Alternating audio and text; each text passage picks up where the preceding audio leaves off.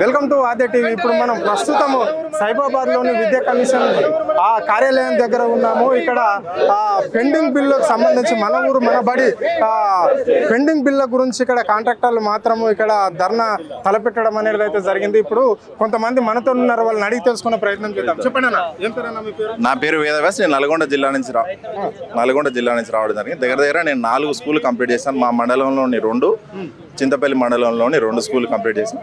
దగ్గర 40 లక్షల రూపాయలు పెండింగ్ లో ఉన్నాయి. ఇప్పటి వరకు దాని మీద స్పందన లేదు. దగ్గర 2.5 సంవత్సరాల నుంచి తిరుగుతా ఉన్నాం. కలెక్టర్ల దగ్గర పోయినాం, ప్రజాప్రతినిధుల దగ్గర పోయినాం, ఎమ్మెల్యేల దగ్గర పోయినాం, ఎవరి దగ్గర పోయినా స్పందన కరువు. కేవలం ఏం చెప్తారంటే మాకేం తెలుసు, గత ప్రభుత్వాలతో మాకు సంబంధం లేదు. కేవలం మేము ఆయలున్న పరిస్థితి ఏంటంటే ఇవాళ రాష్ట్ర ప్రభుత్వం ఆయలున్న టీఆర్ఎస్ ప్రభుత్వం ఏంటంటే మా మీద ఒత్తిడితోని ఇది చేయాలి పనులు, ఏఈలు డీలు ఎవరెవరు చేస్తారు, ఎవరు రావట్లేదు ముందుకు. మీరు రండి చేయండి, నేను ఉంటే హెల్ప్ చేస్తాం, పేమెంట్ ఫాస్ట్గా ఇప్పిస్తాం అనే ఉద్దేశంలో కేవలం చేయడం దాన్ని అంటే గతంలో ఏదైతే పెండింగ్ లో ఉన్న బిల్లులన్నీ అధికారంలోకి రాగానే ప్రభుత్వం ఇస్తామని చెప్పింది. ఇప్పటికి దాదాపుగా 19-20 నెలలు ఇక్కడ రాష్ట్ర సర్కార్ కాంగ్రెస్ పార్టీ అధికారంలో ఉంది. మరి అప్పటి నుంచి మీరు ఇప్పటి వరకు కూడా ఎప్పుడన్నా విద్యాశాఖకు సంబంధించిన అధికారులకు కావచ్చు, లేకుంటే విద్యాశాఖ మినిస్టరు ముఖ్యమంత్రి చేతుల్లో ఉంది కాబట్టి ముఖ్యమంత్రి కానీ ఎవరికైనా మీరు మెమోరాండం ఇచ్చారా? ముఖ్యమంత్రి గారిని కలిసే అవకాశం రాలేదు. కమిషనర్ గారిని 100 రిప్రజెంటేషన్లు ఇవ్వచ్చు, ఒకటి కాదు. కమిషనర్ గారికి ఇవ్వచ్చు, జిల్లాల వ్యాప్తంగా కలెక్టర్లకి ఇవ్వచ్చు, ప్రజాప్రతినిధులకు ఇవ్వచ్చు, ఏఈలకు ఇచ్చాం, డీఈలకు ఇస్తాం.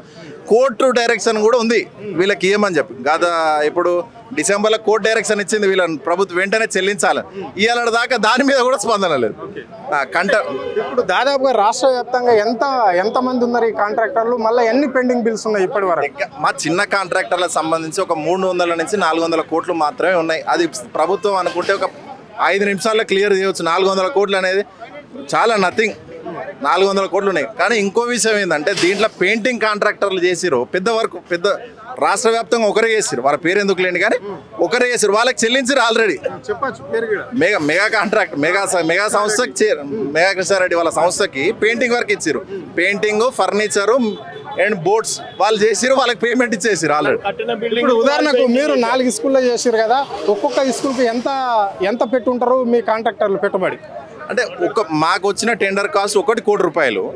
మా వాళ్ళు దగ్గర 10 లక్షలు, 20 లక్షలు, 50 లక్షలు ఆ విధంగా ఉన్నారు. చిన్న స్కూళ్ళకేం 10-20 లక్షలు ఉన్నాయి. పెద్ద స్కూళ్ళు పెద్ద ఎత్తుగానే చేశారు. 60 లక్షలు, 70 లక్షలు ఇచ్చే వాళ్ళు కూడా ఉన్నారు.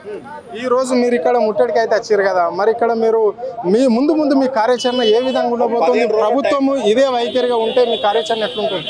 15 రోజులు టైం చూసుకొని స్కూల్ అన్నిటికీ తాళాలు వేయాలని మేమైతే అనుకుంటున్నాం. అన్నీ ఒకటేసారి రాష్ట్ర వ్యాప్తంగా అంత కాంట్రాక్టర్లు అందరితో చర్చించి అందరికి ఒకటేసారి తాళాలు వేద్దామని మా ఆలోచన. ఇది పరిస్థితి. అంటే ఇక్కడ పెండింగ్ బిల్లులను మాత్రము ప్రభుత్వం చెల్లించలేదు. మన ఊరు మన బడికి మేము ఏదో విద్యార్థులను మా గ్రామంలో ఉంటుంది కాబట్టి విద్యార్థుల చదువు గురించి కట్టించిన ఇప్పటి వరకు చిన్న కాంట్రాక్టులను మేము ఇప్పటి వరకు కూడా మాకు ఇవ్వలేదు అని చెప్పేసి వాళ్ళు చెప్పడం అనేది అయితే జరుగుతున్నది కాంట్రాక్టర్లు. సో చిన్న పనులు మేము చేసేది కాబట్టి పెద్దవాళ్ళకు మాత్రం మెగా కృష్ణారెడ్డి అసొంటి కాంట్రాక్టర్కి మాత్రము వెంటనే బిల్లులు వస్తున్నాయి. కానీ మాకు ఒక 5 నుంచి 10 లక్షలు ఉన్న మా చిన్న కాంట్రాక్టర్లకి ప్రభుత్వం బిల్లు ఇవ్వలేకపోతుంది. ఇది ప్రభుత్వం వైఖరి ఈ విధంగా మా చిన్న కాంట్రాక్టర్ల మీద జులుం చూపిస్తుంది అని చెప్పేసి కూడా వాళ్ళు చెప్పడం అనేది జరిగింది. కెమెరా పర్సన్ రఘుతో అరుణ్, ఆద్య టీవీ, హైదరాబాద్.